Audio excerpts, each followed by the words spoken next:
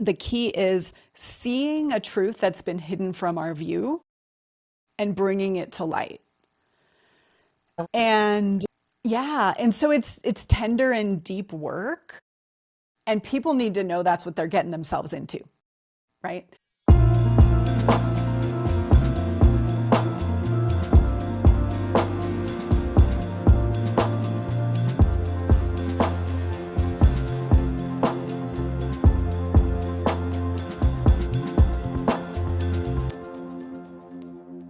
Well, hello, and welcome back to the Amanda Kaufman Show. And we are continuing our series on the coaches that don't suck.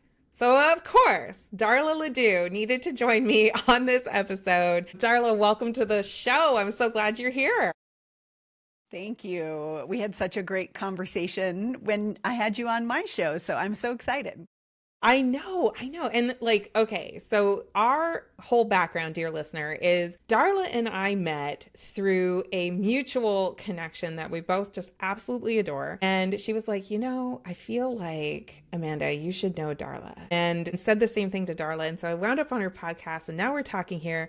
I couldn't agree more. I think we know several people from the coaching industry in common, but we've not worked together at this time. But I've been following her on her socials, and my goodness, this lady has such a reputation. So, Darla, can you just take 30 seconds and introduce yourself to everyone so they know why you're so famous and ready to be here on the show? So I'm Darla Ledoux. I call myself a recovering engineer. And so I'm an unlikely advocate for your intuition and your magical gifts as a coach, because I was good at math and science, and they said, you're good at math and science, you should be an engineer. And I blindly said, okay, I don't even know what that is, but I trust you. I don't trust myself. So let me go do that. And my story's been kind of dismantling that and learning to trust myself and my guidance. And I love the work of coaching. I'm so grateful to be a part of, I think I see us as a part of this change, Amanda, of, shifting the consciousness on the planet. So I love that. I love that. I was a couple minutes late, dear listener, to the recording today because I was just finishing an hour-long session on consciousness as part of our high performance program. And I think, like, when I met you, Darla, I just loved how we have so many things in common, and that juxtaposition, I guess, of, allowing intuition, allowing the consciousness, and then also like being informed with like the sciencey brain and like having that engineering side, and finding that beautiful marriage kind of between the two has been a huge part of the experience. So, Darla, when you're working with people, like, first of all, like, who do you typically work with that you're helping them access this trust of themselves and their knowing? yeah, it's interesting. First, I started out as a career coach because that was my story. And then my clients all, tuned into their soul, and they wanted to quit their jobs and start businesses. So I had to figure out how to run a business and be good at that. And then people started coming up to me on the side and saying, hey, I just really want a business like yours. And the thing I was doing that was different than they were doing was I was hosting retreats. So a lot of the work was being delivered in person on retreats throughout the year. So then I needed to sort out how to help people host retreats. So I niched down further to retreat leaders, transformational guides. And then that really brought me to this place of self-trust, because a powerful retreat leader really is centered and aligned. The circumstances of what happened in group dynamics aren't going to take them out. They can trust themselves and know when to bring truth into the space and when not to, really. And so Interesting. that evolved into a space of creating a framework to help people know how their divine guidance works so they can trust themselves. Love this so much. I mean, so much about your story. I'm really getting a lot of validation right now. I'm like, yes, just even for what I'm doing, because I really envisioned the Coaches Plaza to be this place that coaches come together. And whether you're coming in on the ground floor, at the lobby, you might find yourself kind of at this mezzanine where you're kind of looking around, you're realizing, oh, maybe I should specialize in this direction, or maybe there's better alignment if I go focus over here. And all the way up to, the top floor is the CEO leading and guiding other people to basically work the magic. And one of the things I really love about hosting this podcast is that I get to invite people like you who have like a very specific area of expertise that's very different than the programs that we offer. And it's so complementary. Like that's my vision for what the Coaches Plaza is really about, is that there's room and there's space at all levels and all types of what we do. I know there's a lot of people in the Coaches Plaza community who are thinking, I'd love to host a retreat, and they tell themselves a lot of reasons why not. So, but it's speaking to them, and they're not sure if they should listen. So, Darla, like what would you say are the prerequisites, or are there any prerequisites to being a coach who offers retreats? There's so much in what you said, and I'm just like present to how complementary our work is. So just I know, right? It being was in like that. so cool. I mean, I knew that before. That's why I had reached out. So, when you're speaking about the different floors and helping people to find their alignment, right? So they can go into their magic and be the CEO. Retreats are such a great way to find your alignment. And I was reflecting on this Interesting. recently. So much of my work has developed because I had a group in front of me asking me specific questions, and the light bulb went off. I should do this. And, I think that so often what gets in the way for people is the marketing and the messaging, right? Like, what Mm, is my unique message that's going to get people to want to hire me? And we can often, I know I did this. I would sit alone in my office with my flip chart and my post-it notes and like try to figure out what my message is. Have you ever done that? I was just laughing because I'm like, oh my God, have you been in my office? Like, I for sure do that anyway, but I'm also a big geek on the messaging side. And, like, I want you to continue, but I'm going to put a little pin here. I think one reason why we do that and fester in the messaging is because we're not really sure, and it's kind of a safe place to hang out. So when I'm working with Yes. people, I like to push the messaging conversation after the experience of selling and delivering some experience, and just like Yes. rely on your sales chops first, and then you get to have, I mean, I don't think you get away with from the post-it notes and flip charts, but it's way more fun when you know that it's actually progressing the message. Exactly. I'm so agree with you 1,000%. And when the flip chart has context because you've actually talked to people and you know what they want and need and you've documented the process, then yes, that's the best. So yeah, totally agree. And selling a retreat can be a great way to learn what people want. Delivering a retreat, here's what I love about it. Let's say your first retreat is 6 people. Let's just be conservative, right? Maybe it's 4 people. Like you've got a tiny group in a room behind closed doors where you're not thinking about, well, how is everybody judging me on the internet? And you're Yeah. able to show up and deliver and be your best self and serve the people in the room. And I would assert that when in that situation, your magic is going to come through because you're not censoring it for, is my mother reading this post or my coach I had 3 years ago or whatever it may be. And so your best self comes through there. And then the key is to hear what you're saying, have someone write it down, record it, and So that's your good. messaging. Those are your clues. That's what you take to the flip chart. Oh my gosh. Oh my gosh. You're making me replay actually some events. So I've always hosted events that are like on the smaller side. One could call them a retreat. I would say it's maybe a little bit more of a speaking event. But oh my God, the flip charts, that like the downloads that you get when you're in that, I think you're spot on, the safety of that room, to like just be as fully and authentically expressed as possible. Some of my best frameworks have come out of being in an environment like that. Totally. Yes. And I would also say everybody's energies, we have the mastermind, right? When 2 or more are gathered. But then I'm a big human design fan. And in human Mm, design, we have these open places where we don't have access to the energy. And when you gather a group, there's so much more access to all the different energies and possibilities. So I love so that as interesting. well. So I'm not Amanda, hearing a I lot love of, that you go ahead. well, I love that you distinguished, event versus retreat as well, Mm, because for me, a retreat doesn't have to have a certain format. You do not need to go to an exotic location. You do not need to risk your firstborn's college fund on a deposit. A retreat is a multi-day experience to me. You could have a 1 day, but I like multi-day, where people will create a new awareness that shifts how they show up to life. so good. So there are events that are more teaching, right? Like we're going to Hmm. cover content, maybe we're strategizing. And then in my worldview, a retreat is we're really looking at the truth that we've been avoiding. And that's how I help people to design retreats anyway. So I love that.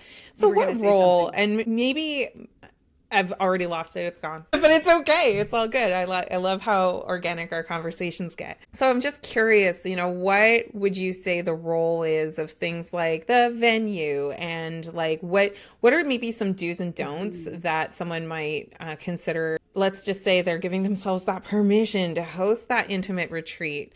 What would you say are some big do's and don'ts? Yeah. Well, first I would look at, what's been your experience with selling. So this is where we're aligned. I believe that we do all kinds of things, including book a retreat and then make a big page about it and then make lots of posts about it and then feel sad because no one registered from our posts about it. And like that can be a whole mechanism to avoid the sales conversation too. And so It's I so would true. yeah. I would first just get honest with yourself about how skilled am I at conversations that shift people into action, Mm, conversations that help people see their truth and make decisions from that place. Because if we're not doing that, the retreat is not just that, it may not be as effective, because that, to me, that's what we need to do on retreat to bring mhm, transformation. mhm, But aside from that, it is we need to know ourselves as someone that can move people into action, or we're just going to be, we might journal and do yoga and it's not going to change their life. So I like to say you need to know that you've had, a dozen private clients that you've sold, because that's going to help you know you can sell the retreat.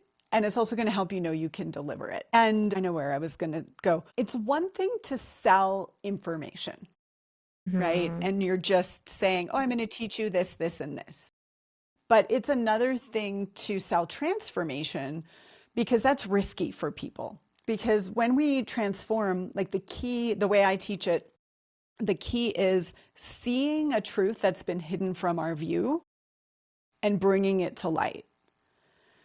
I love that. And yeah, and so it's tender and deep work, and people need to know that's what they're getting themselves into, right? They don't need to know all the details of everything, but there needs to be an awareness that I have a block of some sort. I don't even like to use that language, but like there's something in the way of me and my goals. There's something I'm Mhm. not seeing, and this retreat will help me see it so I can align with my goals. Like if I'm energetically aligned with my goals, it takes care of itself in a lot of ways. I am totally low key freaking out right now because earlier today I did a story for the Instagram. So this podcast will come out much later, but just know that this happened in the past and it was really freaking cool. I literally was saying my view of the future of coaching is focus. Because information is not transformation. But what we're really starving for, I think, as a society right now is this capacity or this ability to really focus on what is the desire, what is the block that's getting in the way, where is my permission to do the thing. And so often we're not giving ourselves that permission, even if we have that knowing, or even if we have some clarity about the vision for our desire, because we don't give it the focus. And so I'm just like freaking out a little bit right now because I'm like, oh my god, I just posted about this. How perfect are retreats for facilitating like that level of focus and that permission to put your phone down and to be present with the transformation. And, I really loved what you said too, Darla, about the leadership role of the coach. That's kind of how I interpreted that, was just like, gosh, I know I wouldn't have been a very good retreat facilitator at the very, very, very beginning of my coaching journey, because I just hadn't coached enough people yet. I hadn't walked in that leadership role often enough to really know that I would be safe and okay and able to, like, because it is challenging. Like, can you talk to me a little bit about what some of the challenges you might face as you're facilitating a retreat that you can maybe start working on now, even if you don't have your first 12 clients, you can start working on that strength, right? Yes. Oh my God, I love that question. And I love focus, and I so agree with you. Thanks for naming that. So I'm going to go back to sales calls, because one of the things I teach around sales is that strategy session, discovery call, sample session, however you think about it. I believe that our edge is going to show up in those calls. So I'll Mm. give an example. It's have a really funny example, which is there was a season where I was having one-on-one conversations, and two calls in a row, the person said, I have to ask my accountant. Mm. And I had never had anyone have that objection before. And all of a sudden, there it was in my face. And so, I had a coach. I always have a coach. So I went to my coach. I'm like, what's this about? And she helped me know how to answer it. And then, but what I learned is I don't have an accountant. If I had an accountant that I had a healthy relationship with, I would know how to answer that, right? So I went and got an accountant, because my coach had said, well, is there an accountant running their business? Like, what is that about? What's the gap there? But because I didn't have any experience with partnering with an accountant, I didn't know how to respond, right? So as I've never had that again since I got an accountant. That's So I interesting. believe, yeah, we're always generating the mirror for our growth. It's always a win-win. So if you have an edge that you're not wanting to look at, and then you get a group of people in retreat, like someone's going to be that mirror of that person for you. So then you're the leader, and you've got someone who's got the same blind spot as you, and you're not able to help them see it because you haven't worked on it. So to me, that's where the selling comes in, because you can work a lot of that out in the selling. Like, people will give you the exact objection of the thing you need to work on, and you can work it out in those conversations. So you're increasing your capacity. And this isn't Okay. bad. Let's say you're leading a retreat and you've got a blind spot, because guess what? Still have blind spots. I've hosted 115 retreats, and I'm sure next time I'm going to be looking at, oh, wow, I missed that aspect of what was going on in the room because it was in my blind spot. Like, that's okay. That's not bad. But Hmm. if you're at the place where you're having trouble moving people to say yes to, let's say, a $2,500 coaching package or something like that, you will have trouble leading a room. It's just, It's so work that true. muscle. Uh, I couldn't agree with you more. Like, I feel that over the years, the more I've focused on my leadership in a 360 sort of a way, right? Because I think, a former version of me would hear, oh no, a blind spot. And it's like, I'm completely blind. I can't help anyone, right? That's not it. That's not the vibe. Yes. It's recognizing that you as the leader are always on this path of growth. And, the more you coach, the more you sell, the more you're in relationship with others, and you have the meaningful conversations and get below that surface, the better you do get at actually doing the coaching and actually doing the selling. But only if you're learning from it. If you're just kind of regurgitating a script, or you're running through whatever your coaching certification told you, okay, ask this first and then ask this second, you're not really leading, right? You're just following what is on the paper, and you're kind of hoping for the best. And like a real leader, I think, looks at, well, when we failed or when we didn't see something, what might have been going on there? What can I learn from that? What can I do to improve the very next time? So, yeah, you never eliminate those blind spots, do you? Just one at a I time. mean, that's the goal. I mean, that's why I love this work because my life gets better every single time I lead a retreat or every time I create a new message. It's like true up yourself to your message over and over, and No it's great. kidding. I love it. Yeah. I love it too. Darla, we could do a 3 hour episode, no problem. However, I didn't book you I for that agree. long. So, what's the best way for folks to follow you? That is such a good question. I will say, feel free to coach me on this. I have a love-hate relationship with social. I think Instagram is probably the easiest, and like Great. my content's all there. I will see if you PM me, but otherwise I don't like go on there that much. That's good. Well, then that's probably the best way to reach you. And I 1000% would say that I love social media, but I used to hate it. So yeah, be social with You're so Darla. Show good. Your posts are good. Thank you. Well, y'all make sure you reach out to Darla because she's the real, real. I think anybody who does really struggle with social media, I think part of it is because we're learning our authenticity on a different platform. And so I mean, I do write well now, and I'm pretty confident with it. And it took like deciding I wanted to express in that way. And so I'm going to encourage everybody, DM Darla, tell her that you found out about her on this podcast and you're excited to connect with her there, and just say that. And then everybody's going to get some great practice in connecting online. I Um, love that. so good. I feel like I want to say something Go for it. related to what you said about leadership and being the leader. And I'm going to connect this to social media and my love hate relationship, if that's okay. Do it. Little Go for it. mini. Let's go. In the beginning, for a decade, I really wrote long form posts on Facebook for a long time, right? And that was a big way of connecting. And I would also put them in my newsletter. And, I had a kind of an approach. And then I got to a place where I had a blind spot in my own life. Like my personal life wasn't aligned for me. Hmm. And, I wasn't aware of it and it was in my blind spot, right? So I just want you to know, I had a multi 6-figure business and I had this blind spot. And then I kind of gradually stopped sharing on social because, I'm so committed to being authentic. And so if I am not, and I'm not even aware, I started posting less and less. Hmm. And then I had to true up my personal life, and like so much has changed, and come back around to how do I feel about social now and what am I excited about? And so I'm sure you'll see me there more. I mean, I have a podcast. It's not like I'm invisible, No, but you're this not invisible at all.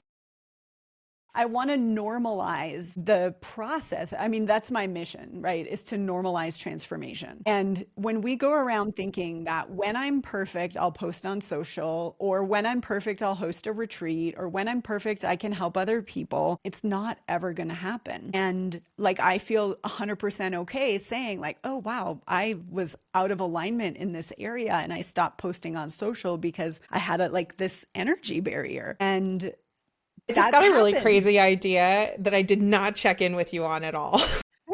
Which is, I just love to have another touch base in maybe like 3 to 6 months on social media, like talking about the role of social media. And maybe that'll be like, if you I didn't vet this with her beforehand, dear listeners. So if you're waiting with bated breath 6 months after, I'm so sorry. But I'm going to put it out as an idea that I would be open to hosting another conversation with you that is very specifically discussing authentic expression in your marketing, in your sales, in your podcasting, like all of those things. If you were open to it, you don't have to say yes right now. I just want to say, I think I'm going to put that invitation out there. I would love to. I'm a yes to your You're, invitations in yes. general, Amanda. So, and I love that you're creating a container, right? So I can kind of watch my experience with it for 6 months and then we'll report back. Yeah, exactly. And I want to hear the ugly too. Like, I don't want it to just be all like, oh, and then I started doing social media and then I lived happily ever after, right? Like, we should definitely talk about the challenge of it because I think that that's something that a lot of people are going through. And since you're already up for it, let's just Talk about it. I love it. Okay, listener, if you love this, go ahead and make sure you hit subscribe so you don't miss the next one. And also, go ahead and leave a 5-star review. I mean, Darla really showed up today. She's got some wonderful wisdom here. So seriously, like if you really felt like it was good, taking a few seconds to give a 5-star review and just say a few sentences about what you loved about it, it helps other people find the episode. And that's why I'm always encouraging you to do it. And you can make it super easy for your friends by sharing it with 3 of your friends. Just grab the link of wherever you're listening to this and shoot it to them on the DM, on the text, however you like to. Be that awesome friend, leaving a pebble of joy and love with them. All right. Thank you so much for joining us, and we'll see you on another episode.